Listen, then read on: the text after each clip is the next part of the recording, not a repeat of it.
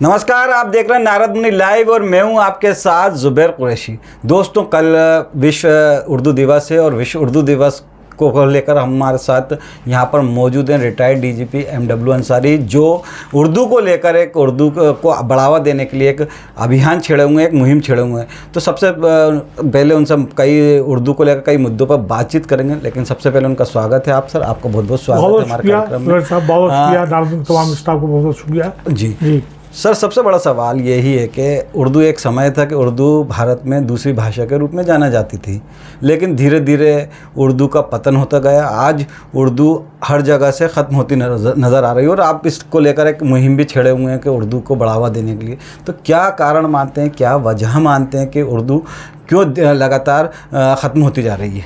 देखिए, उर्दू कभी ख़त्म नहीं होगी।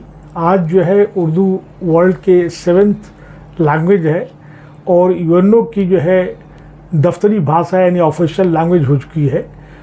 भारत में की ये बेटी ये भारत की भाषा है। कॉन्स्टिट्यूशन में ये एक तरह से वन ऑफ द जो 22 लैंग्वेज है वो भी है। हाँ, इतना ज़रूर है कि कहीं न कहीं उर्दू दा मुहिबान उर्दू और सरकार की तस्वाना रवैया कह लीजिए या बेतोहजी कह लीजिए कि जो उन्हें तवज्जो नहीं दिया, जिसकी वजह से जो प्रोग्रेसिव होना चाहिए, जो उसको परवान चढ़ना चाहिए था, जो उसको बढ़ावा मिलना चाहिए था, न होके रिग्रेसिव हो गया। अब मैं यहाँ पे, चूँकि आप ये सवाल कर रहे हैं कि ये ख़त्म की बात है या कम होती गई, कम होती नहीं। कि देखिए, बाकायदा सरकार ने सर्कुलर जारी करके कई एक स्टेट्स में, तो मुझे नहीं मालूम है, लेकिन कम से कम मैं मध्य प्रदेश छत्तीसगढ़ के बारे में ये कह सकता हूँ मैं कि सर्कुलर जारी किया गया कि भाई उर्दू के वर्ड्स को रिप्लेस हिंदी के रिप्लेस किया जाए। ये एक गैर इंसाफ़ी है, बल्कि जो हमें गंगा जमुनी तहजीब बचानी है और भारत की आपसदारी और साथ साथ में भाईचारा को बचाना है, तो दोनों लैंग्वेज को, दोनों भाषा को साथ साथ चलने देना चाहिए था। ये नहीं होना चाहिए था। अब रहा सवाल कि उर्दू को क्या वजह है, तो मैं समझता हूँ कि जब तक उर्दू के निसाब किताबें, खासकर साइंस एंड टेक्नोलॉजी की किताबें उर्दू में अवेलेबल नहीं होगी, साथ साथ जो टीचर्स की कमी है, आज तक किसी भी सरकार ने जितनी डिमांड है उसका नहीं होता। मैं एक मिसाल के तौर पे बताना चाहता हूँ आपको जुबैर साहब, आपने बहुत इंपॉर्टेंट चूँकि सवाल किया है। यहीं पे रीजनल कॉलेज है, वहाँ पे संस्कृत के सिर्फ 3 स्टूडेंट्स मिलते हैं, उस पर कई टीचर्स हैं।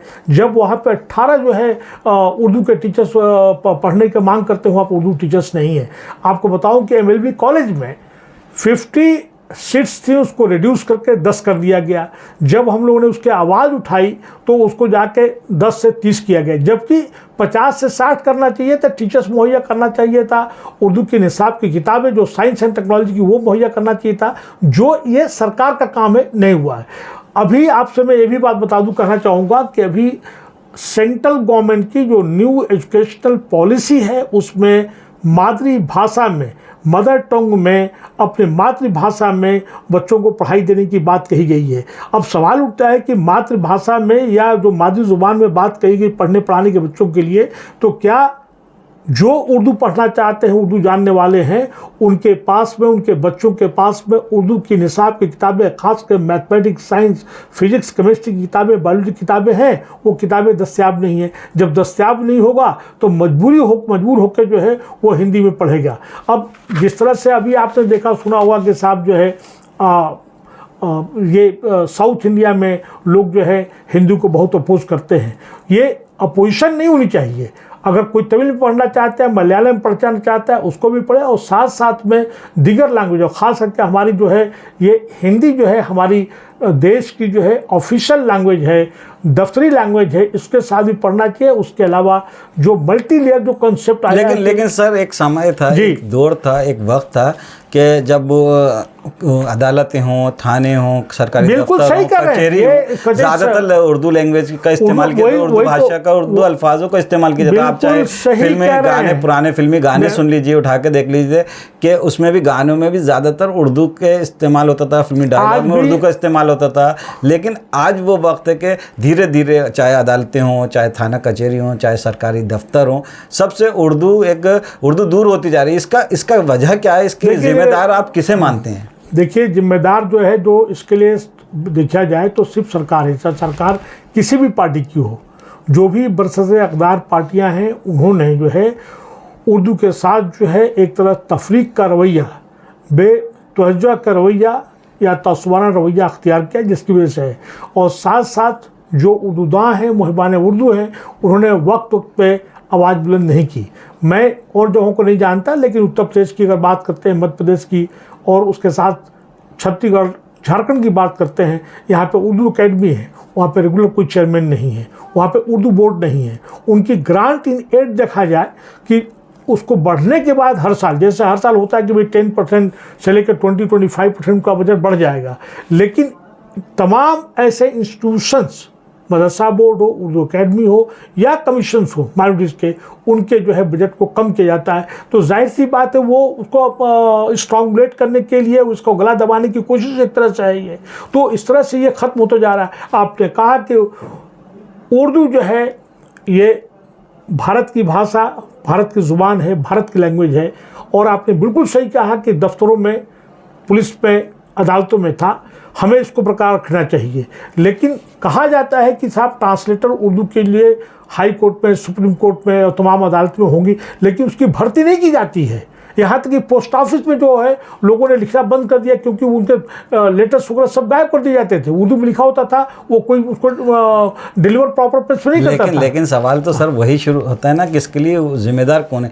एक सरकार। मैं कह रहा हूं, मैं आपसे कह रहा हूं कि हम सरकार को आरोप लगा सकते हैं, आरोप लगा देते हैं आसानी से कि सरकार जिम्मेदार है। लेकिन हम मुस्लिम समुदाय की बात करते हैं। मुस्लिम समुदाय में सर पहले एक दौर तक इंग्लिश, उर्दू जरूरी पढ़ाई जाती थी, कुरान शरीफ पढ़ाया जाता था, उर्दू की किताबें पढ़ाई जाती थी। लेकिन आज आप मिशनरी स्कूलों में बच्चों को, स्टूडेंट को पढ़ा रहे हैं, लेकिन वहां पर उर्दू की जगह फ्रांस ली जा रही है, संस्कृत लेकर पढ़ने को मिल रही है। सही कह रहे हैं, बिल्कुल आप बात सही कह रहे हैं। ये क्या वजह है? इस पे देखिए कई प्लेयर्स हैं। अगर खिलाड़ी देखा जाए तो एलिमेंट्स हैं। सरकार नंबर 1 पे है, और दो साथ ये मुस्लिम हिंदू की बात नहीं है। जो भी भारतीय है, भारत का नागरिक है, उसको उर्दू पढ़ना चाहिए, ये भारत की भाषा है। जब सवाल उठता है कि जब आप उर्दू की किताबें जब नहीं दोगे, उर्दू के टीचर्स नहीं दोगे, सरकार, ये तो सरकार उर्दू के टीचर अपॉइंट करेगी ना। और अब सवाल उठता है उर्दू किताबें नहीं मिलेगी तो आदमी झक मार के उसको हिंदी में पढ़ना पड़ेगा, इंग्लिश में पढ़ना पड़ेगा। रोजी रोटी का सवाल उठता है। और उसके साथ साथ आपने उर्दू लैंग्वेज को, उर्दू भाषा को रोजी रोटी से नहीं जोड़ा, एम्प्लॉयमेंट से नहीं जोड़ा, उसको काट दिया। तो अब ये जो है इसका एक तरह से देखा जाए लिटरेचर का वैल्यू या जो है एकेडमिक वैल्यू रह गया। आज आप देख लीजिए कि ये इसकी अंदरूनी ताकत की वजह से ये अपने आप को ये बढ़ती गई, फ्लोरिश करती गई। और बता दूं आपको कि अगर भारत की तमाम लैंग्वेजेस को, मैं ये कहना चाहूँगा कि अगर हिंदी को उर्दू की बात करते हैं, हिंदी उर्दू जो दोनों जो है आपस में बहने हैं, ये गंगा जमुनी तहजीब की निशानी है। आपसदारी भाईचारा अगर समाज में मनाना है तो सबको जो लेके, कंपोजिट कल्चर को लेके चलना पड़ेगा। अब हम अगर चलते हैं तमिलनाडु की बात करते हैं या मलयालम, उसकी केरला की बात करते हैं, तो वहाँ पे भी मलयाली भी पढ़ो, हिंदी पढ़ो और उर्दू को फ़रोग़ देने की बात करना चाहिए। सर मुझे एक बहुत अच्छी सी बात याद आ रही है कि एक समय था जब दौर की बात करें तो उर्दू सबकी ज़बान होती थी, हिंदी के बाद उर्दू भी लोग पढ़ते थे, चाहे हिंदू हो चाहे मुस्लिम हो। लेकिन जैसे जैसे समय बदलता गया, सिनेरियो चेंज होता गया, आज ऐसा लगने लगा है कि हिंदी हिंदुओं की ज़बान हो गई है और उर्दू मुसलमानों की ज़बान हो गई है। लेकिन कुछ एक वक्त था जब ऐसा कुछ नहीं था, हिंदू वो भी उर्दू पढ़ते थे। मेरे कई दोस्त भी हैं, कई पुराने साथी भी हैं जो बहुत अच्छे से उर्दू अखबार पढ़ते थे। बहुत अच्छी बात आपने रेज किया है। ये हिंदू और मुस्लिम के यहाँ पे कोई बात नहीं है, ये पूरे भारत की भाषा है। एक बात बता दूं मैं आपको, जब ये अखबार या सहाफ़त या जर्नलिज्म जो शुरू हुआ तो आप देखेंगे कि पहली बार जो है सन 1822 में ये 27 मार्च को जामे जहानुमा चला, इसके मालिक कौन थे? तमाम उर्दू का अखबार के मालिक, जिसमें नवल किशोर से लेके और मिलाप प्रताप से जगन्नाथ आज़ाद से लेकर सब लोग वही थे। ये देखें कि 99% बल्कि 75 या 80% जो है उसके मालिक जो है तमाम हमारे नॉन मुस्लिम भाई, गैर मुस्लिम भाई थे। और आज अभी आपने कहा कि फिल्मी दुनिया की जो बात कर रहे हैं, तो फिल्मी दुनिया बगैर उर्दू के, बगैर उर्दू डायलॉग के चल ही नहीं सकती है। ये कुछ और बात है कि उसको कलरेशन, गलत नैरेटिव, सुन लीजिए। फिल्मी दुनिया में आपसे बता दूं कि फिल्मी दुनिया में उर्दू के बगैर नहीं चल सकता है। उसको हिंदी, मेरी माल उर्दू का है और उसे आप हिंदी कह रहे हैं। ऐसे ही है कि जैसे कि अब आ गया भारत में तो कहेंगे साहब ये हमने बनाया, लेकिन मान तौर पर चाइना का है, लेकिन उर्दू के बगैर नहीं रह सकता है। वहाँ पे 99% जो है तमाम डायलॉग्स, तमाम गीत, सब कुछ जो है उसके हैं, लेकिन कोई मानने को तैयार नहीं है। अच्छा एक बता दूं कि ये गलत नैरेटिव जारी कर दिया गया, यही इसी को मैं साजिश कर रहा हूँ, इसी को मैं कॉन्स्पिरेसी कर रहा हूँ। मैं लोग कहते हैं कि साहब मुस्लिम की भाषा, मुसलमानों की भाषा कभी नहीं रही है, ये तो पूरी लश्करी भाषा है, पूरी भारत की भाषा है। आपने और सहाफत पढ़ने वाले सर एक आपने सहाफत की बात कही है, सहाफत यानी कि जर्नलिज्म यानी कि पत्रकारिता। अब आप सहाफत की एक बात करते हैं, एक छोटी सी मिसाल देते हैं कि एक दौर तक नदीम जैसा अखबार हुआ करता था उर्दू में, राष्ट्रीय हिंदी उर्दू अखबार चल रहा है, राष्ट्रीय सहारा। इसके अलावा कई उर्दू आफ्ताब जदीद होता था। आज नदीम और आफ्ताब जदीद जैसे कई उर्दू जो बेशुमार उर्दू एक्शन अखबार हुआ करता था। हम भोपाल की बात कर रहे हैं, मध्य प्रदेश की बात कर रहे हैं, और अगर बात करें नेशनल लेवल पे तो राष्ट्रीय उर्दू सहारा का उर्दू एडिशन आता है। कितने मुस्लिम घरों में उर्दू अखबार पढ़ा जाता है, कितने घरों में उर्दू अखबार जाया जाता है। आज आपको पता है कि आफ्ताब जदीद बंद हो चुका है, नदीम अखबार की हालत ख़राब है। हम सरकार को दोष देते हैं, हम सिस्टम को दोष ज़रूर देते हैं, हम अलग अलग तरीके, लेकिन हमने कभी ये सोचा कि क्यों जब ये उर्दू अखबार थे तो क्यों बंद हो गए? क्या आप मुस्लिम समुदाय जो उर्दू का बहुत बड़ा पैरवी करते हैं कि उर्दू तो क्या अखबारों को नहीं बुलवाना चाहिए, इनको नहीं पढ़वाना चाहिए? दोबारा फिर बहुत इंपॉर्टेंट आपने सवाल किया कि यहाँ पे आफ्ताब जदीद, अखबार मशरिक, राष्ट्र सहारा। मैं आप ही से, चूँकि आप बहुत ही सीनियर जर्नलिस्ट भी हैं और आप एक चैनल के मालिक भी हैं, मैं आपसे कहता हूँ कि आप उठा के एक दैनिक भास्कर को, नवभारत को या किसी भी हिंदी पेपर को देख ली, उनको सरकार की तरफ से कितना एडवर्टीजमेंट मिलता है, डीएवीपी जो है उनको कितना एडवर्टीजमेंट देती है और उर्दू अखबार को कितना एडवर्टीजमेंट देती है। एक चीज़ सर, जब अखबार तो नदीम थे आफ्ताब थे, उनको भी विज्ञापन मिलते थे, बहुत मिलते थे।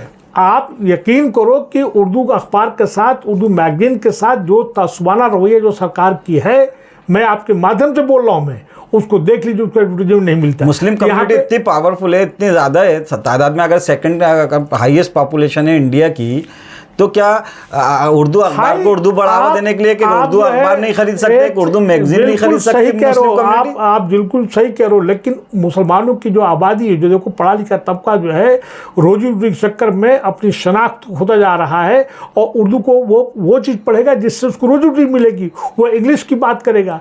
आज अगर आप कह रहे हो कि साहब जो है हिंदी पढ़ लो, लोग जो पढ़ा लिखा, जो बड़े बड़े लोग जो पार्लियामेंटेरियंस हैं, उनके बच्चे तमाम जो हैं जाके देखो कि सभी फॉरेन कंट्रीज में, स्टैनफोर्ड में, हार्वर्ड में, मैनचेस्टर में पढ़ रहे हैं, वो दिखाने की यहाँ पे बात कर रहे हैं। आप उसी तरह से उर्दू का भी यही हाल कर दिया। जब आप कह रहे हो ना कि भाई ढेर से अखबार मैगजीन होते थे, सरकार उसको प्रमोट नहीं करती है। ये जो कह रहे हो कि मुसलमान उर्दू अखबार खरीदे, भाई मुसलमान क्यों खरीदे? भाई पूरे भारत के भारतवासियों को खरीदना चाहिए, ताकि ये भाषा तो भाई देखा जाए तो सबसे पढ़ा लिखा तबका जो है अपने ब्राह्मण समाज है, उसके बाद जो है कायस्थ समाज है, उसके बाद जैन समाज है, उनको लेकर पढ़ना चाहिए। हालांकि जो एलीट ग्रुप है वो पढ़ता है, बता दूं आपको, तमाम बड़े बड़े ब्यूरोक्रेट्स हैं, उनको सबको उर्दू आती है, लेकिन वो जाहिर नहीं करते। वो नेट से, विकीपीडिया से लेके तमाम वो शेरो शायरी करते, बताते नहीं हैं। उर्दू में आज जो है बच्चा बच्ची जो उर्दू पढ़ना चाहते हैं, मैं बता दूँ आपको कि जिस तरह से अपॉर्चुनिटी जो है गल्फ कंट्रीज में, आज जो गल्फ कंट्री में जाने के लिए जो का इंजीनियर या डॉक्टर बन रहा है, वो देखता है कि हमारी अपॉर्चुनिटी जो है गल्फ कंट्रीज में, वो अरबी पढ़ रहा है। अरबी के कोर्सेज क्लासेस होते हैं बाकायदा, 3 महीने तक, वो 3 महीने तक, 6 महीने का कोर्स होता है, और सर्टिफिकेट दिखाते तब जाकर उनको एंट्री मिलती है। उसी तरह से मैं आपसे कह रहा हूँ ना कि ये उर्दू के साथ साथ में हिंदी, और हिंदी के साथ में इंग्लिश, और इंग्लिश के साथ में अरबी, अगर गल्फ कंट्री में जाना चाहते हो, अगर आप चाइना में जाना चाहते हो तो 3 महीना का चाइनीज़ पढ़ना चाहिए, उसको डिप्लोमा जानना चाहिए। हम लोग जब से, हम लोग पुलिस वाले जब मालिक ऑल इंडिया सर्विसेज के, अगर आदमी को कार्डर अलॉट होता है अगर मलयालम, उसे केरला में, तो उसको बाकायदा मलयाली सिखाया जाता है, पढ़ाया जाता है। जो आदमी केरला का है, अगर मुझे जम्मू एंड कश्मीर कार्डर दिया जाता है, तो वहाँ के लैंग्वेज, जो ऑफिशियल लैंग्वेज जो है कश्मीरी है, और साथ साथ उर्दू है, तो उर्दू उसको पढ़ना जरूरी होता है। उसी तरह जो लोग जैसे पंजाब के लोग हैं, तो पंजाब में जाएगा तो उसको जो है पंजाबी जो है पढ़ना पड़ेगा। जो हम लोग जैसे थे, हम लोगों ने 10th क्लास हिंदी में पास किया, हमको हिंदी पास करने की कोई जरूरत नहीं थी, लेकिन जो लोग पंजाब से, केरला से आए, उनको जो है हिंदी का टेस्ट देकर पास करना पड़ेगा। यहाँ पे क्या हुआ है कि कहीं न कहीं गलत नैरेटिव जारी करके कि ये मुस्लिम समाज की भाषा है, इसको गलत किया गया। और यही तो मैं आपसे कह रहा हूँ, कहीं न कहीं सरकार तो यही की बात कर रहा हूँ मैं, bad attitude towards this language, discriminatory attitude की बात कर रहा हूँ मैं, उसी तरह तासुबाना की बात कर रहा हूँ मैं आपसे कह रहा हूँ, आप कह रहे हैं कि भाई मुसलमानों को अखबार खरीदना, बिल्कुल अखबार खरीदना चाहिए, इनको नहीं खरीद रहे हैं जो है, लेकिन उसे कंटेंट क्या है, उसमें टॉपिकल इश्यूज जो है अखबार में नहीं है, तो लड़का क्यों पढ़ेगा उस पर, एडवर्टीजमेंट नहीं मिलेगा। चलिए आप उसके देखिए एम्प्लॉयमेंट बता रहा हूँ मैं, तमाम गवर्नमेंट के इंफॉर्मेशन, गवर्नमेंट की क्या क्या स्कीम्स हैं, आप किसी भी दिन का आप नदीम अखबार को, यहाँ पे उर्दू एक्शन है, हिंदी एक्शन है, या आफ्ताब जदीद बंद हो गया, या बिना अखबार मशरिक बंद हो गया, यहाँ पर नया नज़रिया उसको बंद हो गया, सरकार उसको एडवर्टीजमेंट देती नहीं है, गवर्नमेंट की इन्फॉर्मेशन नहीं देती है, यहाँ तक कि जो 15 अगस्त पर 26 जनवरी पे जो होता है उनको एडवर्टीजमेंट नहीं दिया जाता है। टाइम की कमी है, सिर्फ दो सवाल और करना चाहूँगा कि 9 नवंबर को हर साल विश्व उर्दू दिवस मनाया जाता है। जी। इसी तरह हिंदी दिवस भी मनाया जाता है, विश्व हिंदी दिवस भी मनाया जाता है। आज अगर हम तुलना करें तो हिंदी दिवस को लेकर कितनी ज़बरदस्त तरीके का प्रचार प्रसार किया जाता है। वहीं अगर उर्दू की बात करें तो कब आता है उर्दू दिवस, कब चला जाता है, किसी को कानों कान खबर नहीं होती। क्या जो उर्दू के पैरोकार हैं या उर्दू को लेकर मुहिम छेड़े हों, उनकी जिम्मेदार नहीं बनती कि उर्दू को उसी तरह व्यापक प्रचार प्रसार किया जाए जिस तरह हिंदी दिवस का प्रचार प्रसार किया जाता है, और उर्दू दिवस के मौके पर कई अलग अलग तरीके के उर्दू के कार्यक्रम भी आयोजित नहीं किए जाने चाहिए? बिल्कुल करने चाहिए। जुबैर साहब, आपने बहुत इम्पोर्टेंट सवाल किया। ये जो उर्दू दां हैं, मुहबान उर्दू हैं, उनको भी करनी चाहिए, लेकिन जब तक सरकार का सपोर्ट नहीं होगा ये मिशन कामयाब नहीं हो सकता। उर्दू भाषा के लिए जिस तरह से हिंदी भाषा के लिए सरकार काम कर रही है उसी तरह से उनको करना चाहिए। यूपी में सेकंड लैंग्वेज है, बिहार में सेकंड लैंग्वेज है, बंगाल में सेकंड लैंग्वेज है, तो मध्य प्रदेश में और छत्तीसगढ़ में क्यों नहीं हो सकता? नहीं, आज तक बनाया गया। और उसके साथ साथ में अगेन मैं वही बात कह रहा हूँ मैं कि सरकार जिस तरह से सभी भाषाओं के लिए भारत भाषा के दिवस मनाती है, हिंदी दिवस मना रही है, बल्कि इंटरनेशनल लेवल पे जहाँ जहाँ हमारे इंडियंस ने, भारतीय लोग माइग्रेट किए हैं, जैसे कि फिजी है, सुरिनम है, और भी करीबन कंट्रीज़ है, तो वहाँ पे होता है। लेकिन यहाँ की सरकार जो है, मैं भारत की सरकार से, गवर्नमेंट से वही कहना चाहता हूँ कि उर्दू दिवस को भी बड़े पैमाने पे इंटरनेशनल लेवल पे इनको मनाना करना चाहिए।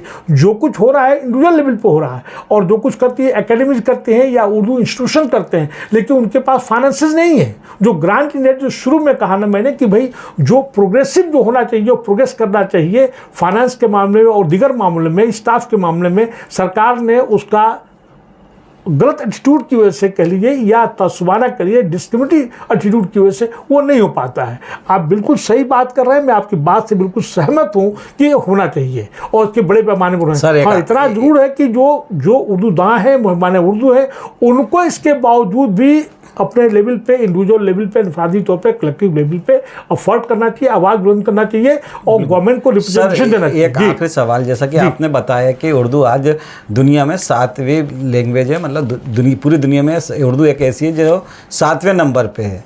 अगर हम बात करें भारतवर्ष की या अपने हिंदुस्तान की, यानी कि अपने देश की, तो उर्दू की हालत आज हिंदुस्तान में बहुत बुरी तरह से ख़राब हो चुकी है, दुर्दशा हो रही है उर्दू की।